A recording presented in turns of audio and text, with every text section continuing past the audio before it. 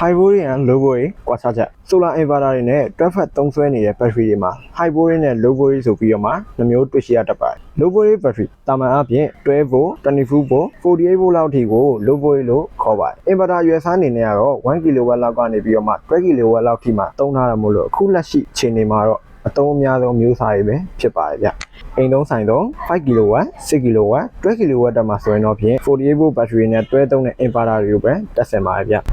48 volt battery ချိတ်ဆက်ထားတဲ့6 kW inverter ကနေပြီးတော့မှဝက်3000သုံးနေရင်3000အစား48ညီများချင်း62 ampere ကြိုးမှာစီးဆင်းနေမှာပါဒါကြောင့်မို့လို့ကြိုးကို25 mm သို့မဟုတ်35 mm လိုမျိုးကိုသုံးရပါတယ် DC breaker ကိုတော့ 125A လောက်သုံးပြရမှာပဲဗျမဟုတ်လို့ရှိရင်တော့ breaker ပူပြီးလောင်တာပြုတ်ကျတာမျိုးဖြစ်တတ်ပါတယ် high volt battery inverter အကြီးကြီးတွေသုံးဖို့လိုတဲ့အခါမှာ high volt ကိုသုံးမှာ ampere နည်းနည်းစီးဆင်းပြီးတော့မှ battery ရောကြိုးရောနိုင်ပါပါ solar နဲ့သုံးတဲ့ inverter ကြီးတွေမှာတော့ဥပမာ day 50 kW လောက်ဆိုရင် battery ကို160 volt 800 volt လောက်ထိကို power ပေးလို့ရပါတယ်ဗျသုံးများတာကတော့ 51.2 volt battery 8လုံး10လုံး12လုံး series ချိတ်ဆက်သုံးတာပါဗျ51.2 volt battery 12လုံး600 volt လောက်သုံးတဲ့အခါမှာ50 kW inverter ကို25 kW လောက်သုံးနေရင် battery ကနေပြီးတော့မှ2500 watt အစား600 voltညီများချင်း41 ampere သာစီးဆင်းမှာဖြစ်လို့ inverter ကြီးပေမဲ့ battery ကြိုးအတုပ်ကြီးသုံးရမလို့ပဲနဲ့25 mili လောက်ဆိုရပါပြီဗျ high volt သုံးတဲ့ inverter တွေမှာ